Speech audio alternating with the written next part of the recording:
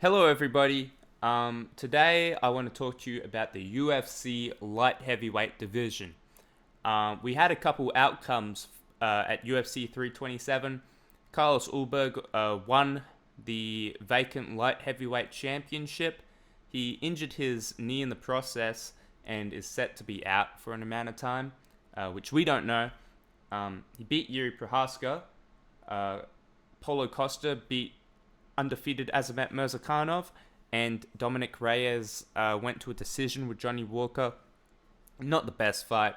So we're just going to have a talk about how these outcomes, it looks bleak for the light heavyweight division is what I'm going to start off with, and let's go from there. Let's go for that. Jiri Prochazka. Yeah. So going into the title fight at UFC 327, both Carlos Ulberg and Jiri Prochazka, they're on runs, right? Now Carlos Ulberg, he'd been undefeated since I say undefeated. He'd won 9 straight fights in a row. The level of competition he started facing when he was going into the rankings, Alonzo Menefield, Jan Blachowicz, Volkan Ozdemir. A few of those guys he beat by decision. He knocked out Alonzo Menefield because Menefield ran straight into him. And then he beat Jiri Prochazka in a way that kind of looked like Jiri was holding back a little, He knew he had injured his knee, and yet somehow Jiri, he just starts in there, hands down, gets caught. Not nice, not nice, not fun. And the bad bit about this is that Jiri Prochazka, he'd been wiping out top contenders at light heavyweight. Because of him, Khalil Roundtree's of a loss. Jamal Hill, he's on a losing streak, not because of Jiri, but, Jiri helped add to that. And so the stinger here is that, Jiri wiped out all these top guys for what? Ulberg was, he was beating the guys he was beating, but it wasn't in a way where it was like, oh man, their stock's kind of hurt. Jiri was tanking these guys' stock. Look at Khalil Roundtree. He still does not have a fight booked. After, Jiri put belt to ass, and he was doing his thing, man. He was doing his thing. This is a really unfortunate result. I know if it was the other way around and Jiri won, a couple fans would still be like, oh, well, it was an injury. But he literally had it right there. He literally had it right there. Respect to Ulberg. He did pull it out of the bag, really. But,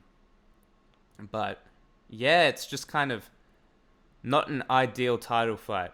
And, it's kind of like, oh, this division's cursed, Stuff keeps happening in the title picture. Speaking of, what are we doing next, right? Ulberg is going to be out for an extended period of time. And in case you haven't noticed, there aren't a lot of top contenders coming off wins, okay? We see the people under Carlos Ulberg on this list here, right? None of them... Alex Pereira is not competing at light heavyweight in his next fight, so just imagine he's not there. From 1 through to 5, nobody has a win, right? Magomed Ankalaev, knocked out in his last fight. Jiri Prochazka, knocked out in his last fight. Jan Blachowicz, draw. Khalil Roundtree Jr., knocked out in his last fight. Jamal Hill, styled on in his last fight, Paulo Costa is the only person in this list that has a recent win, okay? And so imagine Ulberg sits out for a prolonged period of time. Who's Paulo Costa going to fight? I mean, granted, he should be fighting up in the rankings, right? Maybe like a contender fight, right? But, the way it's going, people are not going to be off a lot of wins before they're fighting for the title. I know the UFC doesn't want to see Ankalaev get a title shot. So, how are they going to match him up? How are they going to match up Jiri Prochazka? Khalil Roundtree, guys off of losses going to be fighting guys off of losses. It's a tricky thing. And as for the title situation, well, none of these guys can really fight for a title, right? Paulo Costa, ideally it would be him versus Ulberg, but let's imagine Ulberg has to sit out Now what, you know? It's just a really unfortunate situation there. Because, like, light heavyweight has not had a solid champion, you know, prior to Alex Pereira. There was a lot of, you know, kind of, vacant title, injured champion, vacant title, you know. And it's just a shame that we're back to square one in that sense. And so, you know, we have Dominick Reyes. He came off a win. Okay, great. He lost to the champion. He's lost to guys above him like Jan Blachowicz, like Jiri Prochazka. Him winning wasn't really an ideal outcome. Johnny Walker has, you know, he lost that fight. He's down, tied at number 13 with Nikita Krylov. And it's just kind of like, man, like, you know, would you rather see Johnny Walker, a big eccentric personality at the top of the division, or Dominick Reyes? I mean, I know I'm not Dana White, but I'm just thinking, like, I'd rather see Johnny Walker in the position Dominick Reyes is in. What's Dominick Reyes going to do next? Fight Khalil Roundtree? Like, and get knocked out again? You know, like, I don't like it. I don't like it. Meanwhile, lurking in the shadows, we've got a bit of activity that's scheduled to come to light heavyweight, right? Let's see. So, Bogdan Guskov is booked to fight Jan Blachowicz in a rematch, right? Because their last fight was a draw, and I guess the UFC wants a decisive outcome. If Jan Blachowicz wins, that's fine and dandy, right? Maybe then you can do like Costa versus Blachowicz. But what we should really be rooting for is Bogdan Guskov to win. Because, like, this guy, finisher, prolific finisher, you know, fresh blood. Look at him. He's dressed as Agent, what's his name? From Hitman, you know? This guy's, he's trying to be a personality for you guys, you know? You guys got to be thankful for this. He's, you know, we've got Robert Whittaker moving up to light heavyweight. Ideally, he'd be fighting someone ranked, you know, Dominick Reyes or above. Because if you kind of look at ranks number 10 to 15, it's a bit of a shark-infested water, so to speak, right? And if Robert Whittaker was to go in there and, say, lose to Volkan Ozdemir, you know, it's just this unnecessary risk that he shouldn't.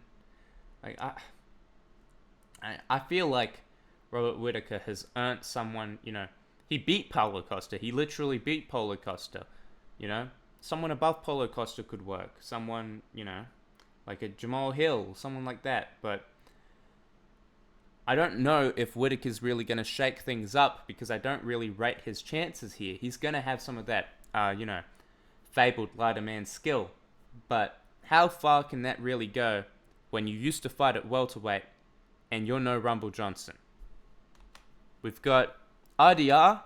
He's moving up to light heavyweight, which, you know, it's tricky, right? It's really tricky because the guys he lost to at middleweight, let's think, Caio Borralho and Brendan Allen. That Brendan Allen fight, it was kind of a fluke, okay? It was kind of a fluke. That guy, you know, that was RDR's fifth time fighting in like 365 days.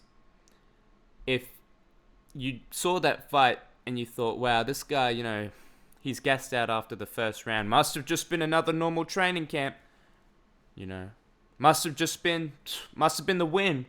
Wow, Brendan Allen, he's really, you know, he can really put the beats on guys. Yeah, it's not like that. RDR, you know, he lost that fight to Brendan Allen.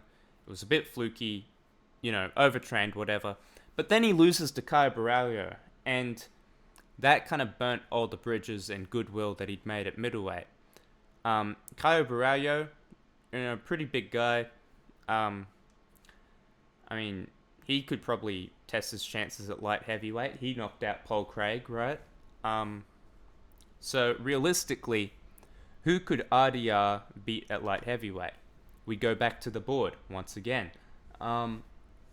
Look, I don't know if I really rate his chances against top contenders. I think Rania Dorita would get knocked out by Jiri Prochazka. I think he might get beaten to the punch by like Azamat Murzakanov. I think what really worked for him at middleweight was how his size and his physicality allowed him to impose grappling exchanges, right? I just don't see that working here. I don't see his kind of, gritty grappling style. He's gritty grappler. He's a gritty grappler. I don't see that working in light heavyweight. I know that he was a 3-weight champion in one, but, that's not where all the top talent is, Rob Wilkinson, he's a PFL champion. Like, he's good, but, he also got knocked out by Israel Adesanya in the first round. These promotions that are outside the UFC, sure, sometimes every now and then they have someone who does something and it's kind of like, oh my goodness, he beat a UFC caliber level opponent. But that opponent is usually never in the peak of their career, right?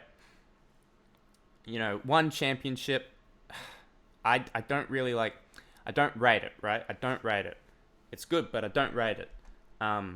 So it's a bit tricky, right? And so I'm just looking at these guys and, just kind of talking about it and hashing it out in my head. I don't really see, the light heavyweight division, having a lot of movement in the, coming in the coming weeks or whatever. I mean, let's look at this. Who's likely to fight soon, right? I know Ankalaev's fighting in July. Some people think he's fighting Whittaker. That would be a cool fight. Nice striking in that fight. I actually I know that I've been saying, oh, Whittaker's he's going to lose, but I kind of actually rate his chances in that fight. We have Khalil Roundtree. He should be fighting again soon, right? He's been sparring with Khamzat Chimaev. He's probably got a fight down in the rankings, right? He could fight Ozdemir. He could fight, Reyes. He could fight one of these guys. Jamal Hill, he'd have to fight down. It'd probably be a good fight to welcome Rainier de Ritter, right? But the problem with light heavyweight is there's not a lot of prospects to shoot up the rankings, so we're importing talent from middleweight and stuff, and it's just it's a bit, we don't know how these guys are going to fare, and that's probably not a good sign, right? That's probably not a great sign. But let me know your thoughts. Just thought I'd have a bit of a ramble today. First proper video on YouTube. Just dipping my feet in the water. Let me know how I did. Thank you. And if I do this again, I will, let you know. Subscribe to me and stuff. Or don't. Probably don't. And yeah, see ya.